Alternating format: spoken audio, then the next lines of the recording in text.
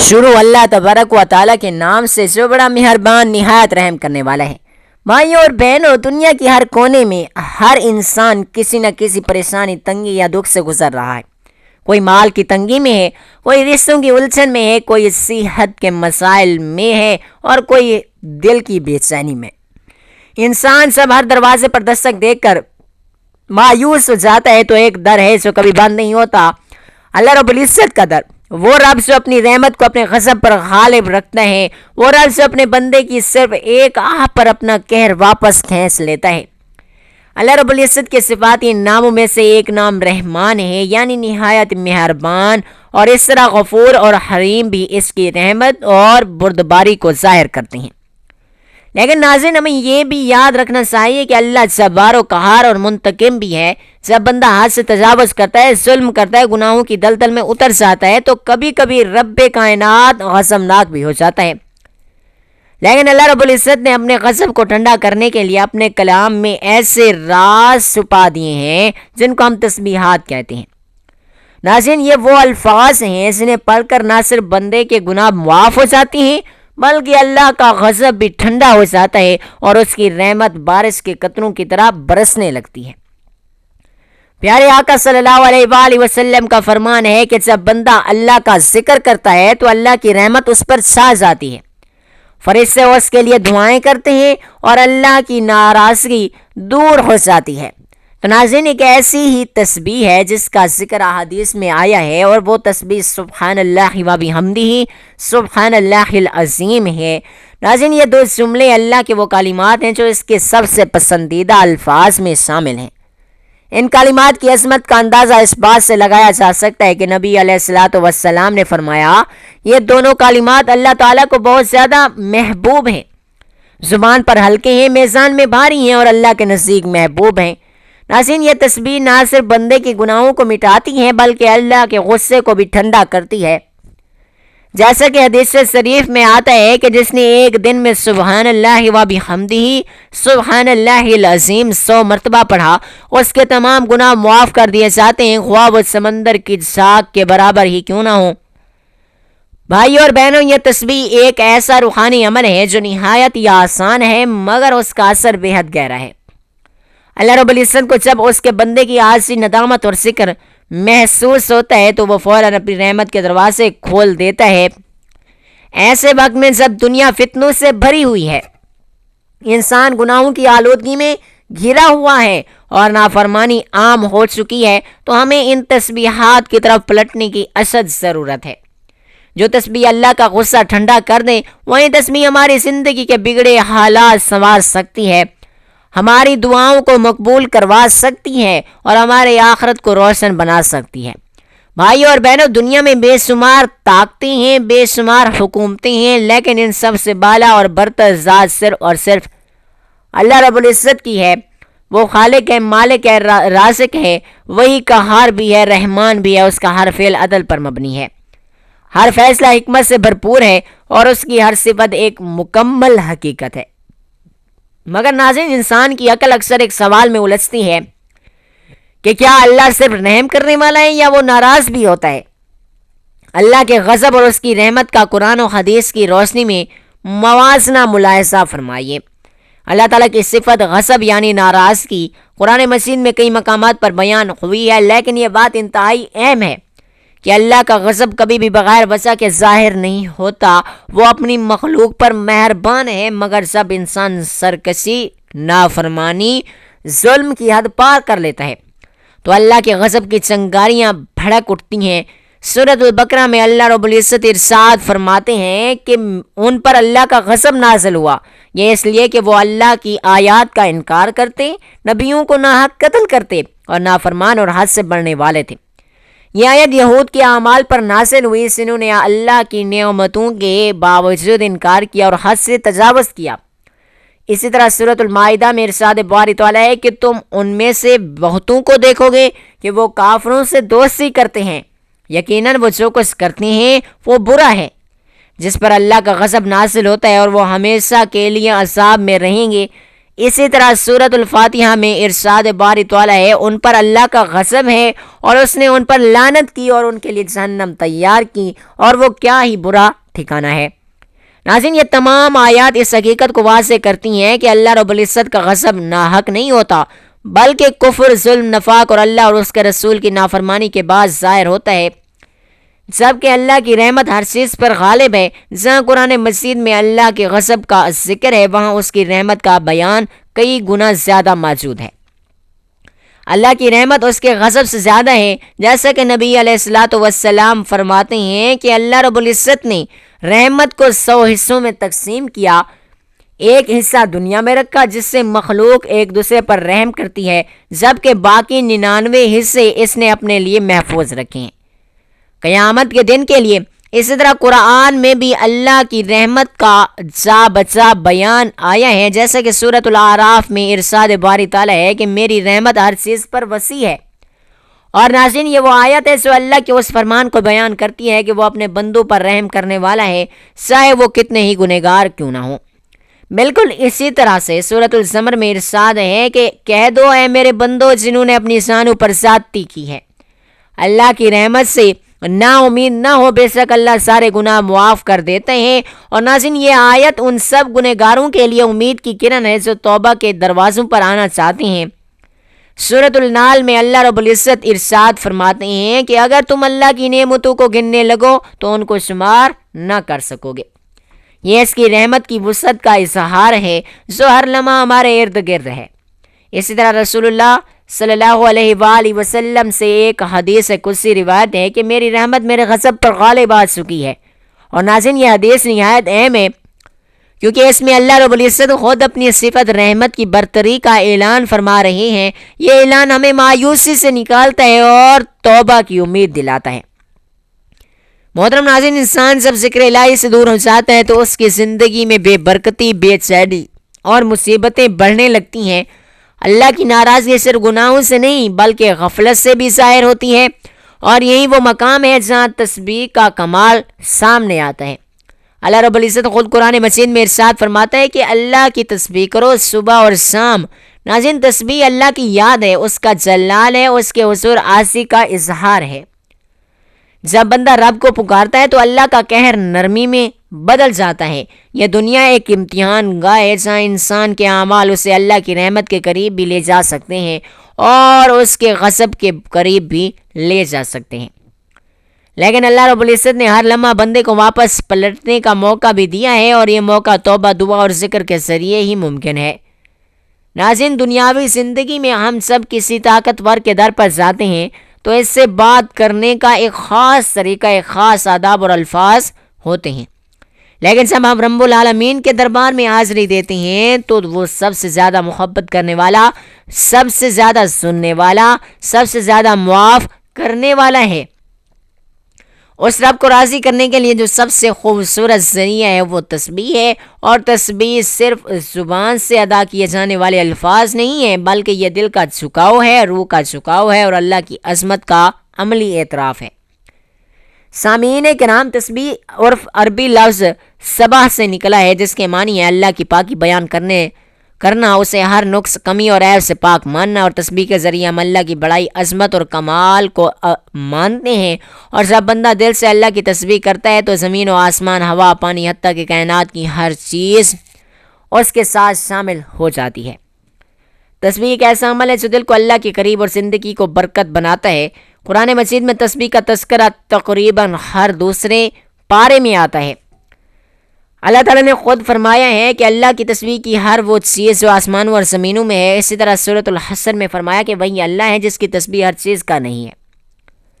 سورۃ الطٰہٰ میں فرمایا تو اپنے رب کی تسبیح کر صبح اور شام اور رات کے کچھ حصے میں بھی۔ یہ آیات ہمیں یہ سکھاتی ہیں کہ تسبیح کوئی اختیاری عبادت نہیں ہے بلکہ فطری عمل ہے۔ اگر انسان نہ کرے تب بھی کائنات اللہ کی تسبیح کر رہی ہے۔ اللہ تعالیٰ جس طرح اپنی ذات میں بے مثل اور بے مثال ہے، اسی طرح اس کی ہر صفت اصلی و ابدی اور لامحدود ہے، تاہم اس کی صفت رحمت سب سے بڑھ کر، اور قرآن مجید میں ارشاد ہے کہ میری رحمت وسیع ہے، اور ہر شے پر حاملین عرش مومنین کے حق میں اللہ کے حضور بخشش کی دعا کرتے وقت کہتے ہیں اے پروردگار تیری رحمت ہر چیز پر پھیلی ہوئی ہے، بس تو بخش دے ان لوگوں کو جو توبہ کریں۔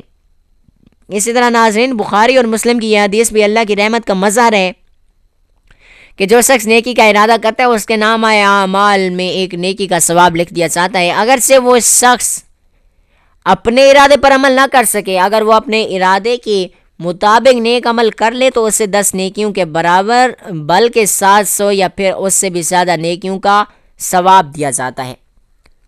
جبکہ اس کے برعکس اگر کوئی شخص برائی کا ارادہ کرتا ہے تو اس کے حساب میں وہ برائی نہیں لکھی جاتی، بلکہ اگر وہ برائی کے ارادے پر عمل نہیں کر پاتا تو اسے ایک نیکی کا ثواب ملتا ہے۔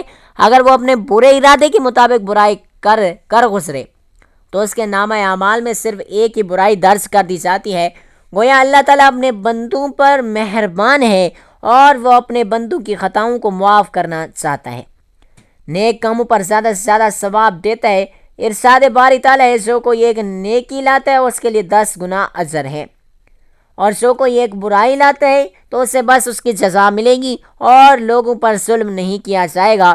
ناظرین، اللہ رب العزت آپ اپنے بندوں پر بے حد مہربان ہے، ہمیں بس اس کی رحمت کا دروازہ کھٹکھٹانے کی ضرورت ہے۔ ایک حدیث میں آتا ہے کہ اللہ تعالیٰ کے پاس وہ رحمتیں ہیں، ان میں سے ایک رحمت اس نے جن انسان چوپایوں اور زہریلے جانوروں میں بھیجی ہیں، اور اسی ایک رحمت کے سبب سے وہ آپس میں پیار، محبت اور مہربانی کرتے ہیں، جبکہ 99 رحمتوں کو اللہ رب العزت نے قیامت کے لیے اٹھا رکھا ہے کہ وہ ان سے اس دن اپنے بندوں پر رحم کرے گا۔ اسی طرح ایک روایت میں ہے کہ ایک شخص جس نے کبھی کوئی نیک کام نہیں کیا تھا، موت کے وقت اپنے گھر والوں کو وصیت کی کہ جب میں مر جاؤں تو مجھے جلا دینا، پھر آدھی راکھ جنگل میں اڑا دینا، آدھی دریا میں بہا دینا۔ خدا کی قسم، اگر اللہ نے مجھ پر قابو پا لیا تو وہ مجھ سے ایسا عذاب دے گا جیسے دنیا میں پہلے کسی کو نہ دیا ہوگا۔ ناظرین، جب وہ بندہ مر گیا تو اس کے بیٹوں نے اس کی وصیت کے مطابق عمل کیا۔ اللہ رب العزت نے دریا کو حکم دیا اور اس کے اندر کی راکھ جمع کی، پھر جنگل کو حکم دیا اور اس کے اندر کی راکھ کو بھی جمع کیا، اور پھر اللہ رب العزت نے اس سے پوچھا کہ تو نے ایسا کیوں کیا؟ اس نے عرض کیا، پروردگار، یہ تیرے خوف کی وجہ سے تھا، اور یہ تو بات تو خوب جانتا ہے کہ اس پر ناظرین اللہ رب العزت نے اسے بخش دیا، اگرچہ اس شخص کی وصیت غلط تھی، مگر اللہ تعالیٰ نے اس کے خوف کی وجہ سے اسے بخش دیا جو اسے قیامت کے دن اللہ کے سامنے کھڑے ہونے سے تھا۔ بس اللہ تعالیٰ سے خوف کھانا اللہ کی رحمت کو متوجہ کرتا ہے۔ ایک حدیث پاک میں آتا ہے کہ جب اللہ تعالیٰ نے اپنی مخلوق کو پیدا کرنے کا ارادہ کیا تو ایک کتاب لکھی جو کہ اس کے پاس عرش پر محفوظ ہے۔ اس کتاب میں یہ الفاظ ہیں کہ میری رحمت میرے غضب پر سبقت لے گئی۔ گویا اللہ تعالیٰ کی رحمت کوئی حد نہیں ہے۔ اللہ تعالیٰ کو اپنے بندوں سے اس سے کئی زیادہ محبت ہے جتنی ایک ماں کو اپنے بچے کے ساتھ ہوتی ہے۔ ایک مرتبہ جب ایک عورت کو اپنے بچے کے ساتھ والہانہ محبت کرتے دیکھا تو رسول اللہ علیہ وآلہ وسلم نے اپنے صحابہ سے فرمایا، کیا تمہارے خیال میں یہ عورت اپنے بچے کو آگ میں ڈال دے گی؟ صحابہ نے عرض کیا، یا رسول اللہ، ہرگز نہیں۔ اس پر آپ صلی اللہ علیہ وآلہ وسلم نے فرمایا کہ اللہ اپنے بندوں پر اس سے بھی زیادہ رحم کرنے والا ہے جتنا یہ عورت اپنے بچے پر مہربان ہے۔ ناظرین، پروردگار بھی اپنے بندوں پر مہربان ہے، مگر پھر بھی انسان اپنی بری پرورش، سرکشی اور نافرمانی کی وجہ سے عذاب کا مستحق بن جائے تو سوچئے اس سے بڑی بدبختی اور محرومی کیا ہوگی۔ حضرت عبداللہ بن عمر کہتے ہیں کہ ہم کسی غزوے میں نبی کریم صلی اللہ علیہ وآلہ وسلم کے ساتھ تھے۔ آپ علیہ السلام ایک جماعت کے قریب سے گزرے اور پوچھا کہ تم کون لوگ ہو؟ انہوں نے عرض کیا کہ ہم مسلمان ہیں۔ اسی جماعت میں ایک عورت ہانڈی پکا رہی تھی، اس کا بیٹا اس کے پاس بیٹھا تھا۔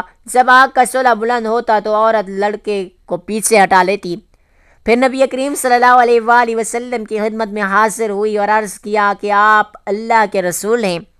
آپ علیہ السلام نے فرمایا تو عورت نے پوچھا کہ میرے ماں باپ آپ پر قربان، کیا اللہ بہت رحم کرنے والا نہیں ہے؟ فرمایا ہاں۔ تو عورت نے کہا کہ اللہ اپنے بندے پر اس سے زیادہ رحم کرنے والا نہیں ہے کہ جتنا ایک ماں اپنے بچوں پر رحم کرتی ہے۔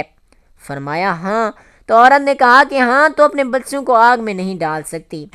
ناظرین یہ سن کر رسول اللہ صلی اللہ علیہ وآلہ وسلم نے سر جھکا لیا اور روتے رہے، پھر سر اٹھا کر فرمایا کہ اللہ تعالیٰ اپنے بندوں پر عذاب نہیں کرتا سوائے ان لوگوں پر جو سرکش ہیں، یعنی اللہ سے سرکشی کرتے ہیں اور اس کا حکم نہیں مانتے اور لا الہ کہنے سے انکار کرتے ہیں۔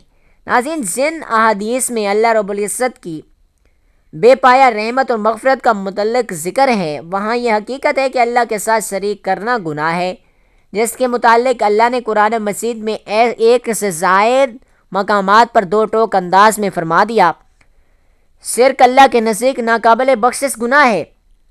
بس کسی انسان کا اللہ تعالیٰ کی بے پایا رحمت اور بخشش کے باوجود اللہ تعالیٰ کے عذاب کا مستحق ہو جانا بھی عین ممکن ہے۔ تو معلوم ہوا کہ اللہ تعالیٰ کی بے پا رحمت کا اور مغفرت کا امیدوار ہونے کے لیے لازم ہے کہ بندہ اپنے آپ کو نیک اعمال اور توبہ اور استغفار کے ذریعے اس کا اہل بنانے کی کوشش کرتا رہے، اللہ تعالیٰ کے احکامات کو مانے، حقوق اللہ حقوق العباد کی ادائیگی کی کوشش کرے، اللہ کے غضب کو دعوت دینے والے کام نہ کرے، استغفار کو اپنا شعار بنائے اور شرکیہ امور سے سخت اجتناب کرے، کیونکہ شرک بندے کو اللہ کی بے پایا رحمت سے محروم کر دیتا ہے۔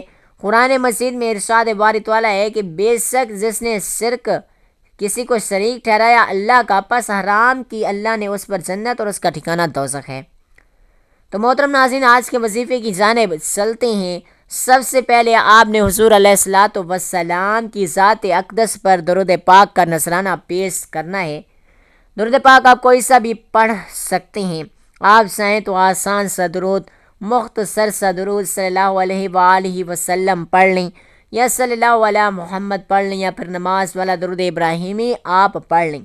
چونکہ درود ابراہیمی کی فضیلت تمام درودوں میں سب سے زیادہ ہے اور پیارے آقا علیہ الصلاۃ والسلام بھی تمام درودوں میں درود ابراہیمی کو ہی سب سے زیادہ پسند فرماتے تھے، لہٰذا کوشش کیجیے گا کہ آپ درود ابراہیمی ہی پڑھیں۔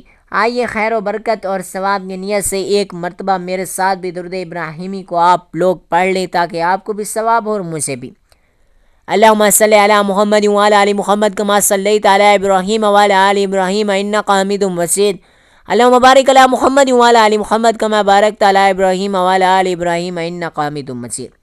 درود پاک پڑھنے کے بعد آپ نے ایک تسبیح سبحان اللہ و بحمدہ سبحان اللہ العظیم کی پڑھنی ہے، اور اس کے بعد آپ نے ایک تسبیح استغفر اللہ ربی من کل ذنب واتوب الیہ کی پڑھنی ہے۔ اس کے بعد 3 مرتبہ سورۃ الاخلاص آپ لوگوں نے پڑھنی ہے۔ بسم اللہ الرحمن الرحیم، قل هو اللہ احد اللہ الصمد لم یلد ولم یولد ولم یکن لہ کفوا احد۔ 3 مرتبہ سورۃ اخلاص پڑھنے کے بعد آپ نے آخر میں دوبارہ درود پاک پڑھنا ہے، جو کہ آپ لوگوں نے شروع میں پڑھا تھا۔ ناظرین روز 1 مرتبہ یہ تسبیح پڑھنا اپنا معمول بنا لیں، انشاءاللہ اللہ کے غضب سے امان ملے گی، دل کو سکون ملے گا اور زندگی میں برکت آئے گی، اور یہ تسبیح انشاءاللہ آخرت میں نجات کا ذریعہ بھی بنے گی۔ اللہ رب العزت سے دعا ہے کہ ہم سب کو نیک عمال کرنے کی توفیق عطا فرمائے، آمین یا رب العالمین۔ بھائی اور بہنوں، آخر میں آپ سبھی لوگوں سے گزارش ہے کہ اگر آپ اپنے رزق میں وسعت، برکت، کشادگی چاہتے ہیں تو اللہ تبارک و تعالیٰ کا انتہائی طاقتور نام، جذباتی نام یا رحمان کمنٹ باکس میں ضرور لکھتے جائیے گا۔ اللہ تعالیٰ آپ سب کا حامی و ناصر ہو، آمین یا رب العالمین۔